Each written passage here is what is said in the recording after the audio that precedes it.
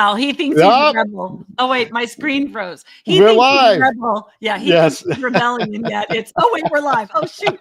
Never mind. I'm still looking at the picture, and I'm thinking Lenny's son thinks he's being a rebel for growing his hair long, and Lenny's really just proud. Like, yeah, you're just, catch up with the old man. Sorry, folks, we were catching up. Here's the other piece of, now that it's bi-weekly cadence, so Karen and I don't have the, we also use this. We don't talk as much. And we're remembering, I was getting nostalgic for this time last year when we were already wearing like holiday apparel, and then Lenny's like, yeah, I got you, I'm already in holiday apparel, and he's already got some decorations up. Yeah, Star Wars and Christmas, the ultimate combination. I've got my Santa Claus mug here. Yeah, so I have none of that, and I don't have my set designers. They apparently don't exist. So I would like very much for a set designer to show up at my house and do the Christmas decor, but apparently that's not happening. On our last show of the season in 2 weeks, we're gonna Christmas the hell out of it. Well, right? And that's also the day of the Green Book holiday gathering, which is a shout out to Carly. It's the Slay and Slay, which is like my favorite thing ever. So on the 20th will be the Green Book Slay and Slay. And anyway, so we will definitely be festive that day. So that's a promise to you, our faithful listeners. We will be much more festive. Yes, you'll get to see us in full ridiculous glory. I can't wait. All right, so let's get into it, because last week was Thanksgiving. I hope everybody had a happy one. And it's another 2 weeks that have gone by with a lot of things going on, but fortunately Thanksgiving week things were slightly quieter than they usually would be. But let's talk about this Ipsos thing, right? Because it's interesting. It has been up and down, up and down. So what we're talking about, friends, is I think we talked to 2 weeks ago, we mentioned this, or maybe even longer. I don't remember, that Kantar Media, kind of up for sale. Ipsos was thinking about it. And then they're like, nope, never mind. We're not. So we were thinking about how big of an acquisition that would have been, but no, not so much now. Yeah. And then that's interesting, because the buzz has been for quite some time that DDA wants to go out with a bang, right? Yeah. I mean, he's the chairman and on his way, to happy retirement after building an amazing company and large company. And this would have been kind of a crowning achievement from that standpoint. But also the media business, that's a tough business. The media ratings business is a tough business. And maybe they decided they had bigger fish to fry, or at least other fish to fry. It would have been a big fish. Yeah. So that drama that seems to be over. Well, it's interesting because, and I think in one of the pieces that I read about this, Carly, of course, is sharing a link, but in one of the pieces I read, it's talking about how like Nielsen has really owned that, like they pretty much just own that, but not globally. So this would have been a global play, and that would have been, I don't want to say cool. I guess I was excited for that on some level. I don't know. I guess I was excited for that one to happen. And here it is. It's like, oh, okay. So let's hope somebody else exciting comes into the mix to make it I don't know. Yeah, looks like private equity. We'll see. But that creates interesting opportunities, right? If it's private equity, they'll hopefully, that probably opens the door to some additional consolidation and acquisitions that would occur to support that. And it's still a great asset. And it's a vitally important bedrock component of research to understand media performance, period. Right. And in our fragmented blah, blah, blah. I mean, it's even more complex than it used to be. So whoever does it well, they're printing money. Yeah. It's a service that is needed. So interesting to watch it play out. Yeah. Well, so speaking of kind of following the money, as Lenny and I also talk about, we have these next two, funding events are really significant and important, because these are two of our 2024 Insight Innovation Competition finalists. Yep. Neither of them won, but I consider it a win when you get funding.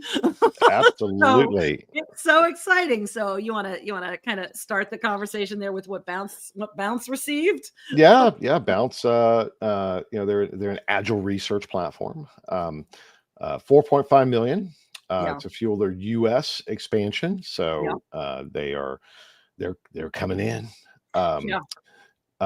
Orchard, which is more of a social media analytics firm, they invested, or they raised new investment as well. I don't think the number was disclosed on that, but they You know what? announced it. I saw in one, I was doing some searching for that, and I think I saw in the metadata, in a meta description, it was 2 million, but every time I clicked on it, that wasn't in there. So that is not, that would have to be fact checked. But when I did, did my searching, it was showing up in the search results. So somewhere that might be embedded in something. Yeah. No small amount. Well, and let's brag for a second. I mean, our track record, we've done the analysis of this, the Insight Innovation Competition, our competition, our startup competition, based on IAX from its inception, has a I almost dropped our first F-bomb. It has a kick-ass track record of not just the winners, but also the finalists, of these companies, going on like this. So this just continues. Yeah, I'd love to say, oh, that's because of us. I don't think it is. Per se. Point is, having that focus for startups to be brought into the industry to start making some headway helps pave the way for this growth of the business, and the track record has been really, really good on that. And what we hope more will participate. Sorry. Yeah, and we do hope more will participate. The applications are up already. I don't know if Carly, if you were able to work some magic. That's my girl. There you go. Applications are open for this. The deadline is February 19th, so you have some time. Do not wait till the last minute. No. 5 finalists are brought to the stage at IAX North America. And one of the things that happened this past year, which was one of the first years that I was really paying close attention in the audience as well at that moment, the ones that weren't chosen, live on site. And if you don't know the process, I'll get there in a minute. Lenny and I can talk about it. The ones that didn't win, and actually Bounce and Orchard both had talked to me afterwards. Like, what do you think it was in their pitch, their 5 minutes on stage, that had them not winning? And I was like, it's a really great place to learn what the winner does on stage, because that helps you perfect a pitch. Because you have 5 minutes to make such a compelling pitch that the audience at IAX votes for you. So it's a crowdsourced vote on site for those 5 finalists to get their 5 minutes on stage. And I think it's a really great practice and exercise for these startups. And again, you've been seeing it for 10 years, so it's not new to you. And it wasn't really new to me either. It's just the first time I was able to sit for all of them this year. Yeah. I mean, that process of, we unabashedly mashed up, Shark Tank and America's Got Talent, or The Voice, or whatever, right? For this process of fundamentally I am terrible at this, right? All of my work with startups, to give a 5-minute pitch requires so much thought and discipline. And that's a piece of the process, is to help get them used to that. Overall, because I can't do it. I can give a 5-minute pitch.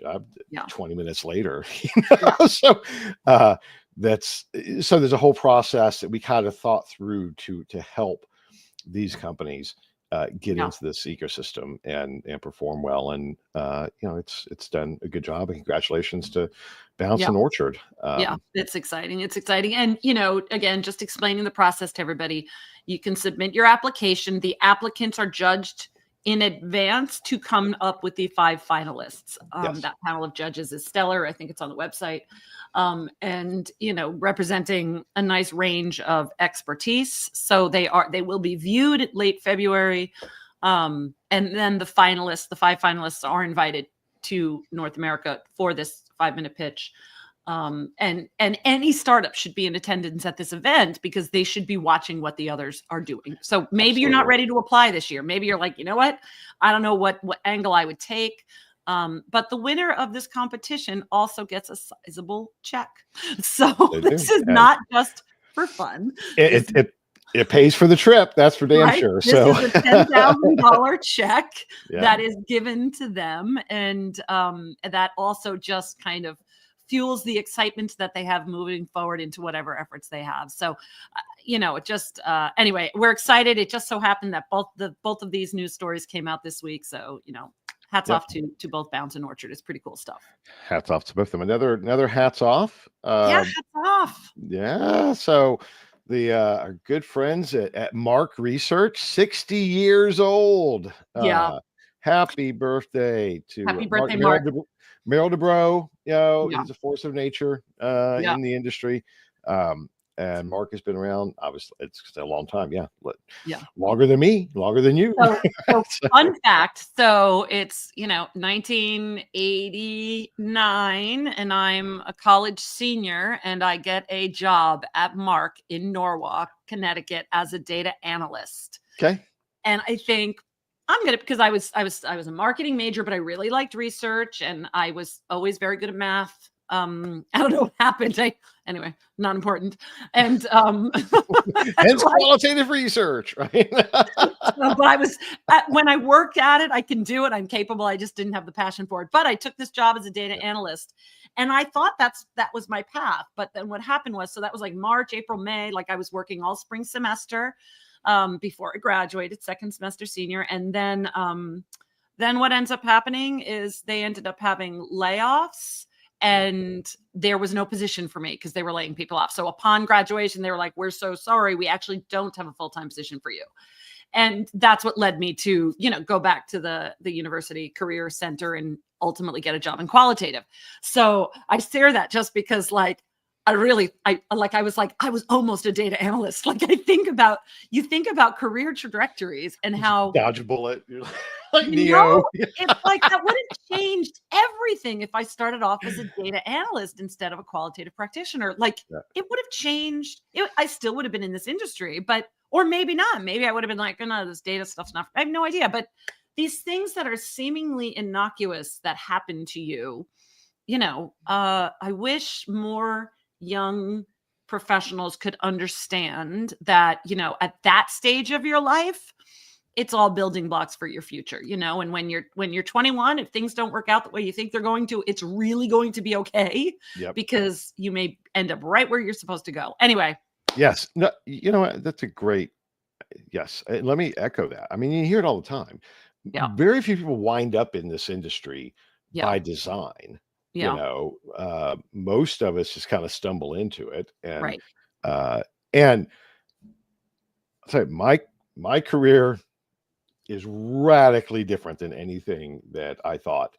This is my 25th year, right? Going in my 25th year in the industry. I didn't see any of this coming, right? So to your point, suit up, show up, explore, and the universe just has a way of kind of taking you where you need to be. Exactly. So, like here right now. right this moment. So, who would have thought this is what we'd be doing? But here we are. Yes. All right. We wax philosophical. Yes, exactly. All right. Product launches. Let's talk about them because there's a couple that were pretty interesting in the last 2 weeks since we met last. But there was a debut of an eye tracking tech, Smart Eye Pro 13. Enhancing user recognition, improving gaze accuracy for diverse research environments. So I thought that was a pretty cool one. I know that you've been tracking kind of, this technology, for a while. But I think the implications are really cool, not just for the work at hand, right? Which is what you use eye tracking for, whether it's UX or shelf testing, all of that stuff, but also from a data quality standpoint. Now, every time I look at these technologies, I'm also thinking data quality. Yep. And there's others. So that's Smart Eye is IC, I think. Yeah. They've adapted their technology. Cool Tool has as well for data quality, facial coding, eye tracking, like to confirm, you're a real person. Yeah. I mean, these technologies do have multiple applications, and they're just getting, like this example. The big challenge was making it work on mobile.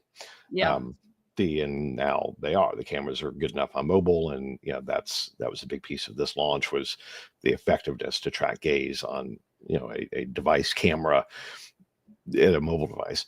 Yeah. And yes, and that just helps across the board. So many of the non-conscious tools. That's why I've always such a big fan, right? They have such applications, and they're just waiting for technology to scale up enough for Yeah. them to be really efficient and effective. And I think we're there now. And Yeah. um, there were other launches we didn't have a chance to include here in this arena, Yeah. and that continues to grow and be prevalent and just be embedded into Yeah. things. Yeah. Well, and I even think about with eye tracking specifically, I think about with my own phone, which unlocks with my eyes. And then I think, how does it know that I'm wearing my glasses or not wearing my glasses? Like, how does it know I'm still the same person? How does it know that when it's very dark, it's still me? Like, I find myself fascinated with even just my phone unlocking, but yet, give it to one of my children and it's like, yeah, no, hard pass. That is not her. So like, I find it really interesting that it seems to be better at knowing that it's me unlocking the phone, right? Makeup, no makeup, or I guess, like hair up, hair down. Like it's like, yeah, I got all that sorted. And I just think it knows who I am. And again, I keep thinking about the data quality applications and sample and how this could be a solve for a lot of our data quality issues if we can get there. And I'm sure people are already doing plenty of that, but that's where I keep thinking. Sure. There's so many. Yeah, we go. Yeah. The shift, that's part of the AI conversation of the shift to a qualitative like video interview by default, to your point, helps address a lot of those issues. Yeah. We're not there yet. I don't think, where we have the fully AI avatar, digital avatar that people are faking, although we're probably not too far away from it. But for the moment, it's still a damn good way to engage people and make sure that these are real people. Yeah. Pretty cool stuff. Yep. So speaking of AI, Peekator. Yeah, we wouldn't be talking about new product features if AI wasn't a big one, but I liked this one. Yeah, Peekator.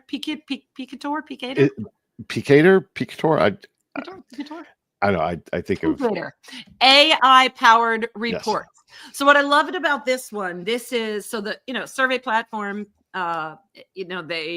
They have survey platform. They've been doing conversational AI. They've been maybe having an AI summary, but now on their platform you can go right into, hey, take these and draft my deck. So instead of, you and I were talking about, I forget what it was, Dectopus or whatever, like instead of then like have the AI deck creator, now it's just built into the platform. So if I am and in PowerPoint, so you can just go ahead and edit it, make it your own, change the template to your company's template. Like it has suddenly streamlined how I report up. If I'm working on a brand, if I'm a brand side researcher, I'm working with a company like this, or if I'm if I'm a different kind of research supplier. Anyway, I just love this one. It's like, I think I read on the website, I'm not sure where I'm pointing, but the notes that I put, like a slide per survey question with results, or a slide for every section, a slide for different question types. Like you can basically customize it so that you're getting the deck you need to tell the story. Streamlined process. Take that summary, make it usable, good stuff. Absolutely. Yeah. And it's always one of those things that I am really passionate about this very specific thing. Yeah. Because it's just so damn important from a process. And we've had this basic technology for a long time, right? Survey platform. No, here's all my data and yay. But the ability to export into an editable PowerPoint. You're not cutting and pasting. You're not screenshotting. You're not no screenshots, no images. Embed. Look, I want a bar chart, and underneath it is the Excel data. Yeah, I know. I know. It's just so funny. So silly, but it's huge. I know it's huge. And you think about, let's just sidebar. Talk about like getting philosophical. But when you think about the pain points that you solve for. When you're a research company, you're solving for pain points. This pain point, excellent. Like it is. Thank you. It might seem like this is a small detail. It's a big one because I have gotten plenty of AI summaries, download into a PDF or download into a Word document, and you still have to cut and paste them, right? Yes. Oh, I mean, good Lord. I mean, think of the process of just a few years ago, right? You export into SPSS. right? And that we download the data, right, into SPSS, manually recode it, right? So then produce tables, maybe in SPSS, maybe in WinCross or something of that nature, right? And then export, do your analyses or export into Excel at some point into Excel, and then you manually manipulating the data in Excel and manually creating charts, or copy and pasting and put it into PowerPoint. I know, guys. I mean, this is still the standard process that many companies use. And until a few years ago, it was the only process to be used. Right? So yes, these type of efficiencies are just, they're massive. They're probably like, oh, didn't realize that would get Lenny and Karen so excited. But here we are. Like, yay, PowerPoint efficiency. One. Go. Yes. I had somebody reach out to me in just a few weeks ago to ask about this very thing. And it was like, yes, you must export into an editable PowerPoint. I know. So it's just so funny. It's so funny, and hats off. Way to do like this incremental thing. Really, is it that, again, some developer was like, well, why do it in Word or whatever, or all these other things, or, why not just go right to PowerPoint? Because it's the standard. Yeah. It's the standard. So good. Good stuff. Good stuff. Yeah. We like it. Friends at Curion, big sensory testing platform. Quick anecdote. Curion bought Q Research Solutions in Old Bridge, New Jersey, and Q was my very first consulting client when I hung up my own shingle. Patty Nelson, shout out to Patty Nelson, founder and CEO of Q, bought by Curion. Anyway, there's my story. Now an agile product benchmarking tool. That's great, and seeing that happen to Sensory, right? Sensory, it's a very structured and process-oriented piece of area of research to a great extent. So to do that agilely, digitally, kind of following in the same footsteps of what Behaviorally has done with self-testing. So very cool to see them. Yeah. It's funny because I first became aware of them. I hadn't done a lot of sensory testing until I joined Insights Now, where they do a lot of sensory testing, but they're not necessarily like, they are, kind of more of a full service research company that has like kind of a behavioral approach. Yeah. And they have a behavioral approach, and they have a lot of, kind of models and frameworks for doing sensory work. So I had done a little bit before that, but then I joined with them and started to do more. And that's when Curion came on my radar there. So I have a little bit of that, like, I still have a little bit of competition there in my head where I'm like, wait, am I excited for them or am I not excited for them? Because that's because anyway.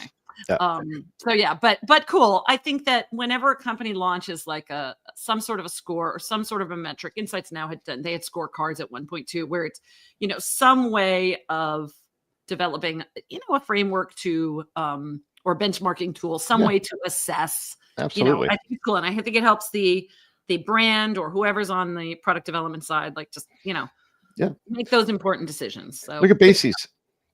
Right? Yeah.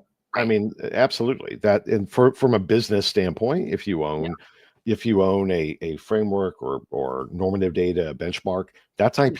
That's monetizable IP. It turns, Nielsen, we mentioned him earlier, that became currency.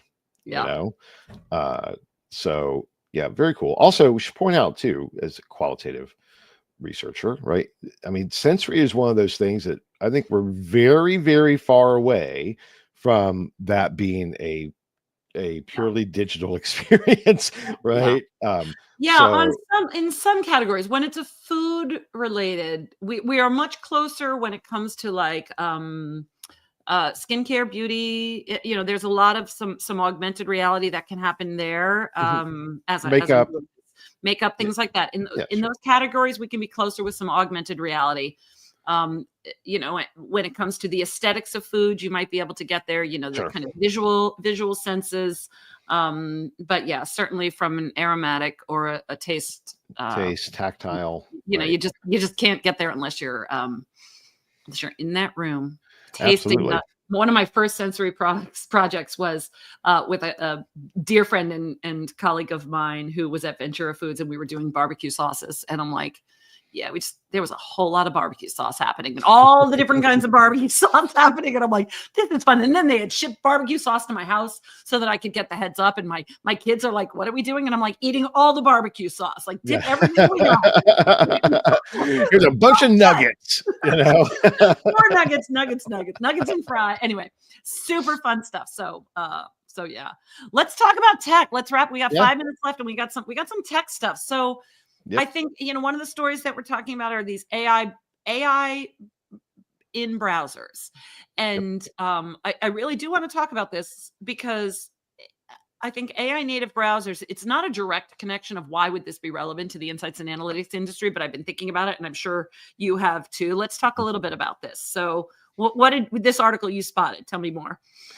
Yeah, well, I mean, fundamentally, advertising, occurs within browsers. So, which, by the way, I mean, OpenAI said they're going to start incorporating advertising. Yeah.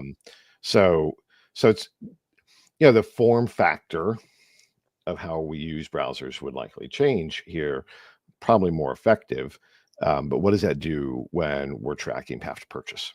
When, click-through rates, even live A/B testing. Right. So it would be a technical change in the platforms and that would affect how we conduct research, variety of research. What metrics are available? How does it change shopping or consumer behavior? So we talked about that a few weeks ago with the Perplexity shopping integration. Yeah. So these things do have profound impact, not just in how we may interact with technology, but within the research world, it has implications on human behavior, on data, on process, et cetera, and it's coming. So, and especially with Google being taken apart, which looks like at least they're going to attempt to. If you're not following that news, the Department of Justice said they're a monopoly and they want to break them up, like happened with AT&T and these other companies. That will create opportunities for other companies to emerge if they're making them sell off Chrome. If I were OpenAI, I'd be saying, "Yep, got it." Yeah. I mean, my behavior has already radically shifted. Where and how I search for something so radically changed. Compared to where I was even just 2 years ago. So, are you using a shopping agent? That was the other. So let's talk about these shopping agents, because I find agent work really interesting. So another article, and this will probably be the last thing we can cover, but Amazon is looking at taking all of that retail data and working with AI agents who might someday be smart enough to buy you stuff without you having to ask. I mean, we were talking about Christmas shopping. Could you just imagine? I wish. Imagine if Amazon says, "Look, I got your list. I know who you're worried about. Like, I got you." And then you get a thing that shows up, and it's like, I don't know. I see a world where shopping agents are super interesting, but it also has me thinking about use cases, right? So the idea, again, for AI agents, for everyone listening who's not quite tracking where Lenny and I are and haven't read this article yet, the idea that, it can make these decisions about the next step for you, right? So, it knows your search history, it knows your browsing history, it can recommend products, right? All the algorithms can recommend, but what if it actually goes to purchase for you? Right. If you're a researcher and you're thinking about, what if it's the data analyst that sees a trend and then is like, "Ooh, we've got to launch this survey." You might not even be the one to suggest it. It just says, absolutely, like, here's a gap in the data, or here's a trend in the data. I'm going to launch a survey on your behalf, right, to dig into that and then share that with you. So yes, anyway. What is the path to purchase for that? I mean, if you set up an agent that, every 3 months, I want you to go and find the best deal, I don't care, on toilet paper. I don't care what type it is, as long as it's 3-ply and fluffy and whatever. Right. My own preferences. You talk about toilet paper an awful lot. It's just... I do. It's the ghost of 2020, right? Still there.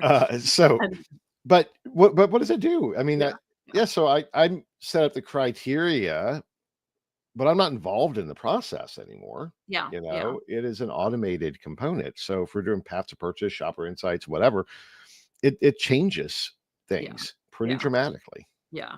Well, and what if I'm an agency and I'm doing usability testing on a website for something, and and everybody's saying, A or B, right? We're doing something, whatever. And everybody starts talking about the things, and then an AI agent says, "Hey, let's make a quick revision to this prototype and put that in front of them." And you didn't even do that. It did it for you. And now you're in a secondary user test based on what the AI created, based on the feedback. Yep. And the next thing you know, it's doing all these iterations for you. And then you've got a radically different prototype, and you weren't really even involved in that research. You just supervised the process of an agent autonomously working. Yep. It's and guys, so interesting. It's coming.